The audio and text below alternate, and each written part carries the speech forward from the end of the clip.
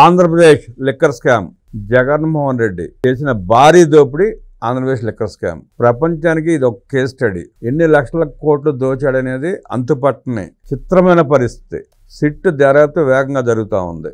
ఇంకా 2 మెట్ల దూరం మాత్రమే ఉంది జగన్ రెడ్డికి, భారతిరెడ్డికి ఈ కేసుకు లింక్ చుట్టుకోవడానికి. ప్రస్తుతం భారతిరెడ్డి పర్సనల్ ఆడిటర్, సాక్షి మీడియాలో డైరెక్టర్ అయిన బాలాజీ గోవిందప్ప, అలాగే జగన్మోహన్ రెడ్డికి right hand left hand Krishnamohan Reddy, Dhananjaya Reddy ముగ్గురికి విచారణకు రామని చెప్పి సిట్ నోటీసులు పంపించింది.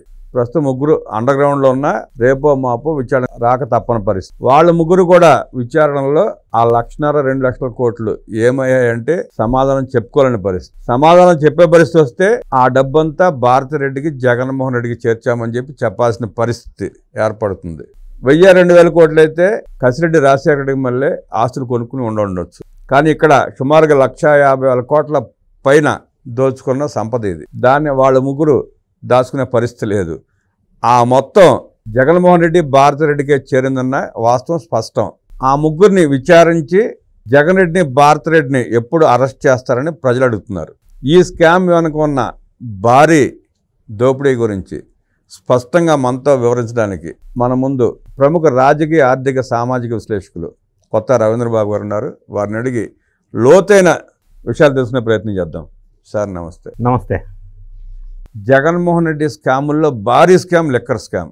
ప్రపంచం అంతా విస్తుపోయి వింతగా చూస్తూ ఉంది. ప్రపంచానికి ఇది ఒక కేస్ స్టడీ. ఇంతవరకు ప్రపంచంలో మనం అనేక దోపిడీలు గమనించుంటాం, మాఫియాలను చూసుంటాం. ఇంత దారుణమైన మాఫియా, ఇంత దారుణమైన దోపిడీ ప్రపంచ చరిత్రలో ఇంతవరకు లేదని చెప్పి అనుకుంటున్నారు ప్రజలు. దాన్ని మీరు ఎట్లా చూస్తారు? భారతదేశంలోనే పెద్ద స్కామ్గా చెప్పబడుతుంది ఆంధ్రప్రదేశ్ లిక్కర్ స్కామ్. సరే, ఇప్పుడు స్పెషల్ ఇన్వెస్టిగేషన్ టీం వాళ్ళు వేగవంతంగా దర్యాప్తు జరుగుతూ ఉన్న విషయం కొంత ఉపశమనం కలిగించే అంశం. ఎందుకంటే కసిరెడ్డి రాజశేఖర రెడ్డి ఈ కేసులో అక్యూజ్డ్ 1. సరే, యథావిధిగా డే 1 విచారణలో సహకరించలేదు, డే 2లో సహకరించలేదు, చివరి ఆఖరికి సహకరించక తప్పని పరిస్థితుల్లో ఆయన చాలా ఆశ్చర్యపోయే అంశాలు చెప్పినట్టుగా రిమాండ్ రిపోర్ట్లో ప్రస్తావన చేశారు పోలీసులు. రిమాండ్ రిపోర్ట్లో ఉన్న అంశాలని మాత్రమే ఇప్పుడు మనం మాట్లాడుకునే ప్రయత్నం చేద్దాం నిష్పక్షపాతంగా. సో ఆయన ప్రస్తావించిన అంశాలు, పోలీసు వాళ్ళు రిపోర్ట్లో రాసిన అంశాలు ఏంటంటే, ఆశ్చర్యకరమైన అంశం నంబర్ 1, ఈ కేసు మొత్తం కూడా 3,200 కోట్లు, 4,000 కోట్లు అని కొంత వార్తలు వస్తూ ఉన్నాయి. ఇది నిజమైతే కసిరెడ్డి రాజశేఖర రెడ్డి సంపాదించిన అక్రమ ఆస్తులు లిస్టు మాత్రమే 2,300 కోట్లు అయితే కేసు లక్షల కోట్లు ఉండి ఉండాలి కదా ఈ స్కామ్. కసిరెడ్డి రాజశేఖర రెడ్డి ఒక్కడికి ఆ లీకేజ్ అయిన సొమ్మే 2,300 కోట్లుగా తేల్చారు. అంటే ఆయన ఆర్ఐటి హాస్పిటల్, కార్పొరేట్ హాస్పిటల్ కానీ, లేదా గోల్డ్ షాప్ ఇన్వెస్ట్మెంట్స్ కానీ, రియల్ ఎస్టేట్ ఇన్వెస్ట్మెంట్స్ కానీ, సినిమాల్లో ఇన్వెస్ట్మెంట్ కానీ, లేదా విదేశాల్లో ఒక ఐటీ కంపెనీని ఎక్విజిషన్ చేయటం కానీ, ఇన్ని రకాలుగా ఈ ఒక్క వ్యక్తికి ఇంత అమౌంట్ లబ్ధి పొందింది అంటే వేరే వాళ్ళకి ఎంత లబ్ధి జరిగి ఉంటుంది. ఈ కేసు పరిధి చాలా పెద్దగా ఉండి ఉండవచ్చు. విదేశాలకి డబ్బు తరలిపోయిందని కొన్ని వార్తలు వెలుగులోకి వస్తూ ఉన్నాయి.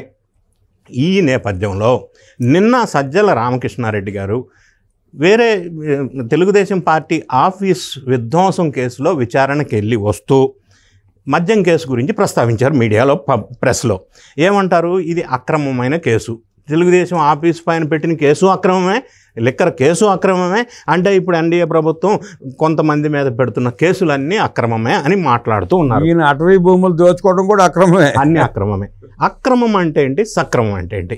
ఒక లీగల్ ప్రొఫెషనల్గా నేను మాట్లాడతా. ఇప్పుడు ఎందుకు ఈ విషయం చెప్తున్నానంటే, ఏది అక్రమం అనేది తెలియటం కోసం. ఇప్పుడు లిక్కర్ కేసు అక్రమం అయితే సపోజ్ డేట్స్ని బట్టి మీకు తెలిసిపోద్ది. ఎట్లా అసలు ఎఫ్ఐఆర్ఏ లేకుండా, బేసే లేకుండా, నోటీసే ఇవ్వకుండా అర్ధరాత్రి వెళ్ళి అరెస్ట్ చేసి కస్టోడియల్ టార్చర్ చేస్తే దాన్ని అక్రమం అంటారు. ఇప్పుడు లిక్కర్ కేసులో సక్రమం అంటారు. ఎందుకు అంటారంటే, ఆ క్లారిటీ కోసం చెప్తున్నా. ఈ లిక్కర్ కేసులో ఫస్ట్ కంప్లైంట్ రైజ్ చేసింది 26 ఆగస్ట్ 2024. కంప్లైంట్ ఇచ్చిన వ్యక్తి పేరు శ్రీనివాసరావు. ఆ కంప్లైంట్ బేస్ చేసుకొని 9th 2024 5 మెంబర్ కమిటీ తోటి ఒక ఇన్వెస్టిగేషన్ కమిటీని కాన్స్టిట్యూట్ చేశారు. ప్రిన్సిపల్ సెక్రటరీ ఎక్సైజ్ మీనా నేతృత్వంలో. ఈ కమిటీ అంతా కన్స్టిట్యూట్ చేసిన తర్వాత 18th 9th అంటే సెప్టెంబర్ 2024 నుంచి 29th 2024 వరకు విచారణలో వెలుగులోకి వచ్చిన అంశాలు ఏంటంటే ఇందులో పెద్ద అవకతవకలు స్కామ్ జరిగింది కాబట్టి దీన్ని ఏం చేశారంటే ఎకనామిక్ అఫెన్స్ అంటారు. ఎకనామిక్ అఫెన్స్ అంటే భారీ డబ్బు కుంభకోణం ఇందులో ఉంది కాబట్టి దీన్ని సిఐడికి రిఫర్ చేశారు. సిఐడికి రిఫర్ చేసిన తర్వాత 23rd సెప్టెంబర్ 2024 ఎఫ్ఐఆర్ చేశారు. ఇది అంటే ఈ డేట్లను బట్టి మనకి అక్రమం కాదు, సక్రమంగా ప్రొసీజరల్గా కేసు బుక్ అయింది, విచారణ జరిగింది, జరుగుతుంది అనే విషయం మనకు అర్థమవుతుంది. ఇంకా నెక్స్ట్ మీరు ప్రస్తావించినట్టుగా ఈ కసిరెడ్డి కానీ, చాణక్య కానీ, కసిరెడ్డి అసిస్టెంటా లేదా పిఏ దిలీప్ కానీ ఇట్లా వీళ్ళందరూ, విజయసాయిరెడ్డి కావచ్చు, అందరూ చెప్పిన సమాచారం ఒకటి. ధనంజయ రెడ్డి మెజిస్ట్రేట్ దగ్గర సెక్షన్ 164 కింద స్టేట్మెంట్ కానీ, సత్యప్రసాద్ స్టేట్మెంట్ కానీ అన్ని రకాలు పరిశీలించిన తర్వాత వాళ్ళు రిమాండ్ రిపోర్ట్లో ప్రస్తావించింది ఏంటంటే ధనంజయ రెడ్డి, కృష్ణమోహన్ రెడ్డి, గోవిందప్ప, బాలాజీ. సో ఇక్కడ వరకు వచ్చింది కేసు, వీళ్ళ వరకు వచ్చింది. వీళ్ళు తప్పించుకు తిరుగుతున్నారు, దోబూచులాట ఆడుతున్నారు, దొరకకుండా తిరుగుతున్నారు. ఎందుకు? తర్వాత హైకోర్టు, సుప్రీంకోర్టును ఆశ్రయించారు, వాళ్ళు రిజెక్ట్ చేశారు యథావిధిగా. సో వీళ్ళ నేపథ్యం ఒకసారి చూసినట్టయితే Dhananjaya Reddy conferred IAS, regular IAS కాదు. ఎక్కడో అండమాన్లో ఉద్యోగం చేసుకుంటే రాజశేఖర రెడ్డి గారు తీసుకొచ్చారు, ఆశ్రయం ఇచ్చారు. ఆ తర్వాత జగన్ రెడ్డి గారు ఈయనకి భారీగా సీఎంఓ ఆఫీసు యాక్సెస్ మొత్తం ఈయన చేతిలో పెట్టారు. ఈయన ప్రమేయం లేకుండా ఎమ్మెల్యే టికెట్లు కూడా ఇవ్వలేదు అని చెప్పి వైఎస్ఆర్ కాంగ్రెస్ పార్టీ శ్రేణులు మాట్లాడుకుంటున్నారు. ఈ ధనంజయ రెడ్డితో పాటుగా కృష్ణమోహన్ రెడ్డి, ఆయన గతంలో మన కడప డిస్టిక్ వాళ్ళే. గతంలో ఏం చేసేవారంటే ఆర్డీఓగా జాబ్ చేసేవాడు, జాబ్ వదిలిపెట్టేసి వచ్చి రాజకీయాల్లోకి వచ్చారు. జగన్ రెడ్డి గారు పిఏ అయ్యారు, తర్వాత ఓఎస్డీ అయ్యారు. అంటే విజయసాయిరెడ్డి గారి భాషలో ఒక కోటరీలో అత్యంత కీలకమైన వ్యక్తులు. ఓకే, భారతీయ సిమెంట్స్లో చేస్తున్న హోల్ టైం డైరెక్టర్ ఇందులో ఇన్వాల్వ్ అయ్యాడు. ఆయన చార్టెడ్ అకౌంటెంట్.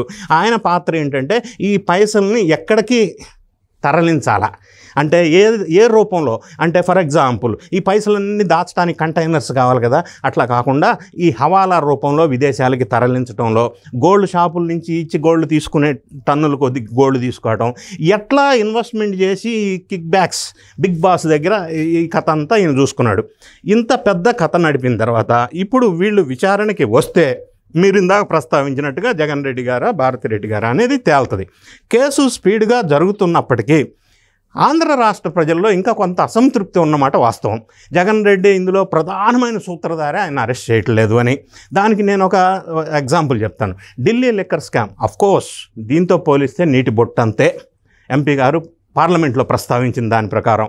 అయినప్పటికీ అది 2022లో స్టార్ట్ అయింది ఇన్వెస్టిగేషన్.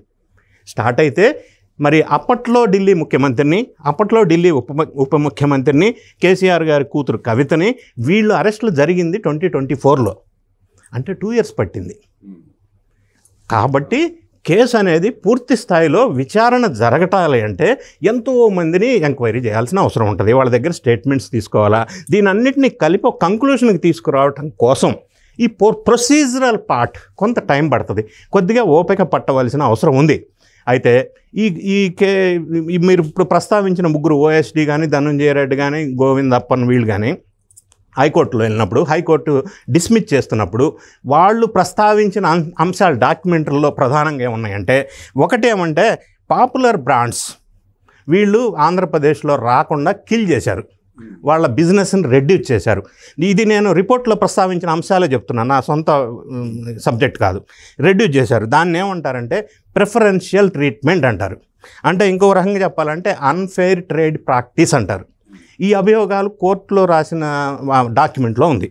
అంటే for example preferential brands treatment అంటే ఏంటంటే బ్రాండెడ్ ఉన్నటిని రెడ్యూస్ చేయటం. అంటే ఫర్ ఎగ్జాంపుల్ కింగ్ ఫిషర్ ఉంది ఆంధ్ర రాష్ట్రంలో, ఇంతకుముందు 1,20,00,000 కేసెస్ అమ్మేటిది ఆ కంపెనీ.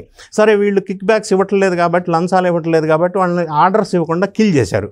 ఇప్పుడు 5 సంవత్సరాల కాలంలో వాళ్ళకి ఓన్లీ 11 lakhs కేసెస్ అమ్ముకోవడానికి అవకాశం ఇచ్చారు. అదేవిధంగా ఎంసీ ఉంటుంది, విస్కీ, మీడియం బ్రాండ్ విస్కీ అనుకుంటా. అది గతంలో ఆంధ్రప్రదేశ్లో 23.79 lakhs కేసెస్ అమ్మేటోళ్ళు. మరి వీళ్ళు వచ్చిన తర్వాత ఓన్లీ 5 కేసెస్ అమ్మనిచ్చారు 5 సంవత్సరాల్లో. అదేవిధంగా ఇంపీరియల్ బ్లూ కూడా 20.2 lakh కేసెస్ అమ్మేవాళ్ళు, 7 కేసెస్ మాత్రమే అమ్మనిచ్చారు. దీన్ని ఏమంటారంటే ఈ బ్రాండెడ్ వాళ్ళని బిజినెస్ చేసుకోనివ్వకుండా చేశారు అనేది ఒకటి ప్రస్తావించారు. రెండోది ఆర్డర్ ఫర్ సప్లై అంటారు, అది ఒకటి వైలేట్ చేశారు. మూడోది ఏంటంటే ఆటోమేషన్ ప్రాసెస్ గతంలో ఉండేది, దాన్ని తీసేసి పూర్తిగా మాన్యువల్ ప్రాసెస్ పెట్టారు. దీనివల్ల ఏంటంటే ఆటోమేటెడ్ ప్రాసెస్ సిస్టమ్ ఉన్నప్పుడు ఈ సపోజ్ యావరేజ్ లాస్ట్ 3 months ఒక పర్టికులర్ బ్రాండ్ సేల్ 100 ఉంటే నెక్స్ట్ రాబోయే 3 months ఈ 100 కాస్త 110% అవుతుంది. ఇది యావరేజ్ తీసుకొని ఆటోమేటిక్ ప్రాసెస్లో ఆ కంపెనీకి కొద్దిగా పెంచుతూ ఆర్డర్ ఇవ్వాల్సి వస్తుంది. ఇది వైలేట్ చేశారు, మాన్యువల్గా చేశారు. ఎందుకంటే మనకు అనుకూలమైన వాళ్ళు స్థాపించుకున్న డిస్టిలరీస్కి మాత్రమే ఆర్డర్ ఇవ్వటం కోసం దీన్ని వైలేట్ చేశారు. అలొకేషన్ ఫర్ ఫేవరబుల్ బ్రాండ్స్ చేయటం కోసం దీన్ని చేశారు.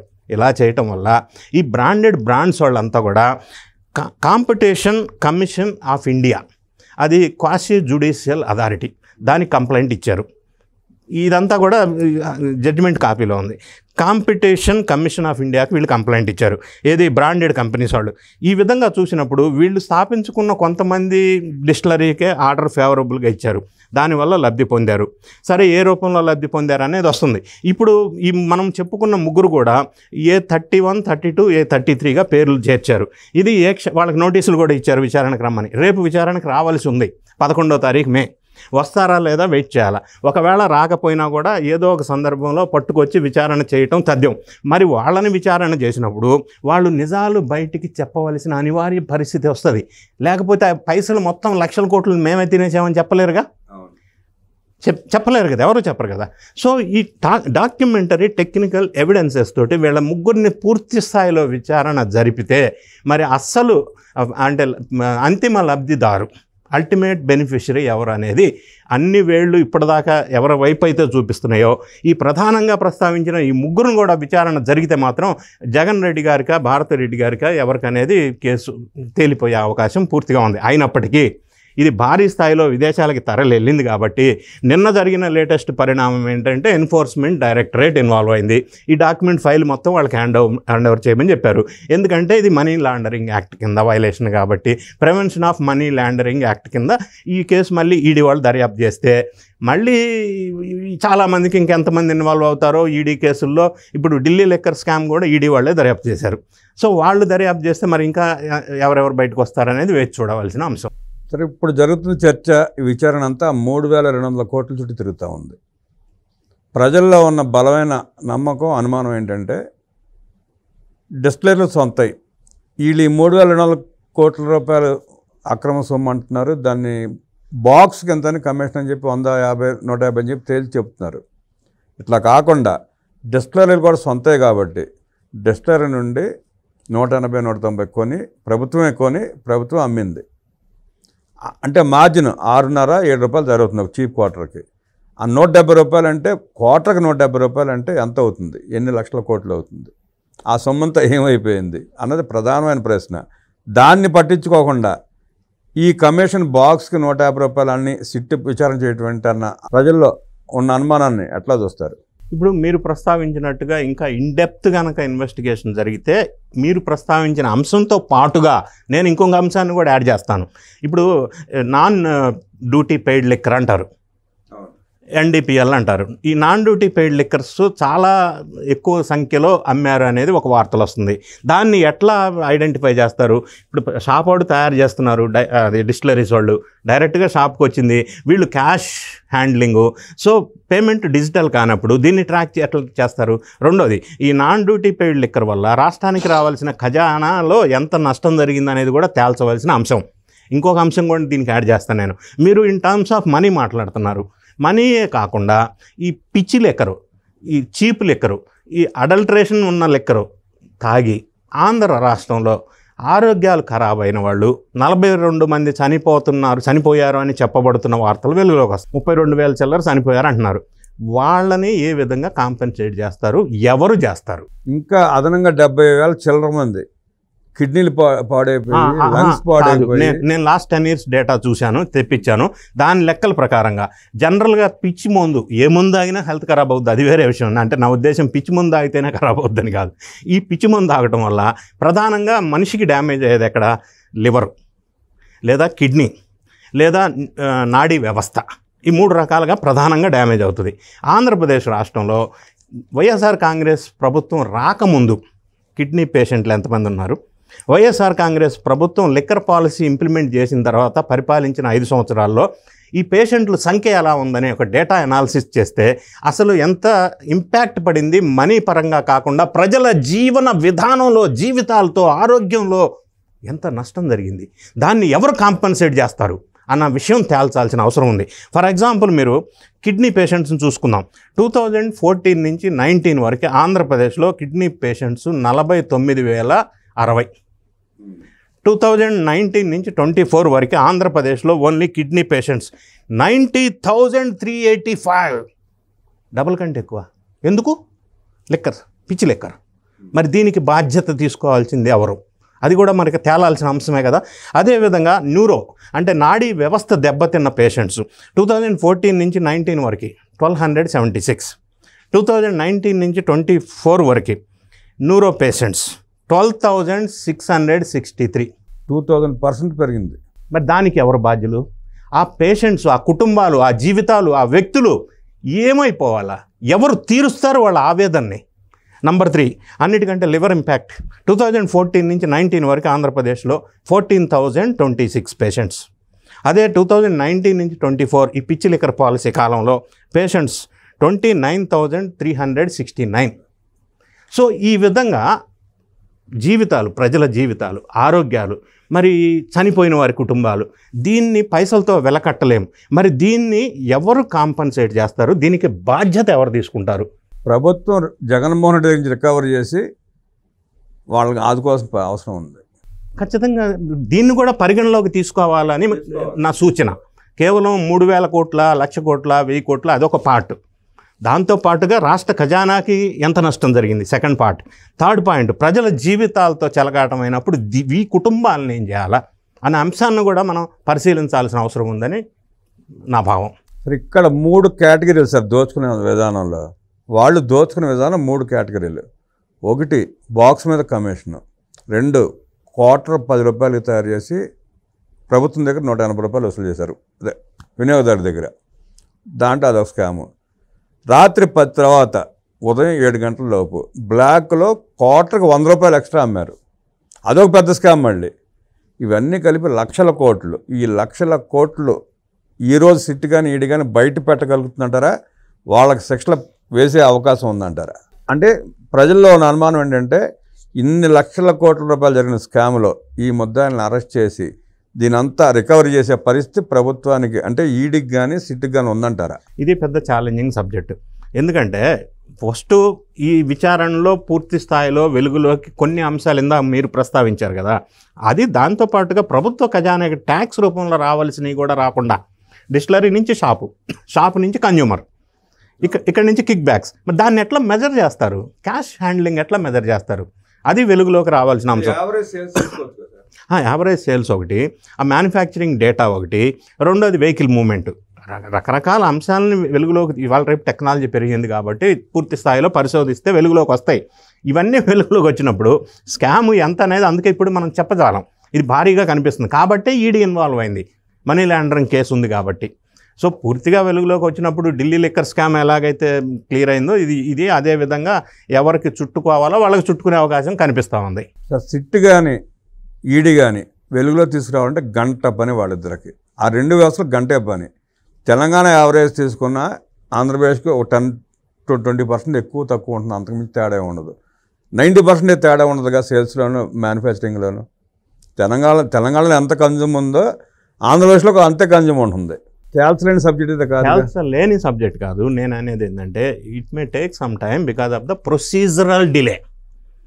ఈ ప్రొసీజర్ ప్రకారం పోవాలి కాబట్టి స్ట్రైట్ అవే ఎవిడెన్సెస్ లేకుండా ఎవరిని అరెస్ట్ చేయకూడదు అని ఒక పాలసీ పెట్టుకున్నారు కాబట్టి కొంత టైం పడతా ఉంది అంతే తప్ప పూర్తిగా తేలటానికి కష్టమైన విషయం అయితే కాదు. అఫ్కోర్స్ పెద్ద స్కామ్ కాబట్టి ఇట్ టేక్ సమ్ టైం అనేది నా అభిప్రాయం. ఇది నేటి చర్చ. లిక్కర్ స్కామ్లో ఎన్ని 1,00,000 కోట్లు జగన్మోహన్ రెడ్డి దోచుకున్నాడో అంతు పట్టని వ్యవస్థలకు దొరకని పరిస్థితి. దాన్ని ఎట్లా ఛేదిస్తారో, ప్రజలు ఎలా ఆలోచిస్తారో, ఆ జగన్ రెడ్డి అనే వ్యక్తికి ప్రజలు శిక్షించాల్సింది తప్ప ఈ వ్యవస్థలు కానీ ప్రభుత్వాలు కానీ శిక్షించలేమని చెప్పి అద్భుతంగా విశ్లేషించిన రవీంద్రబాబు గారికి ధన్యవాదాలు తెలియజేస్తూ నమస్కారం.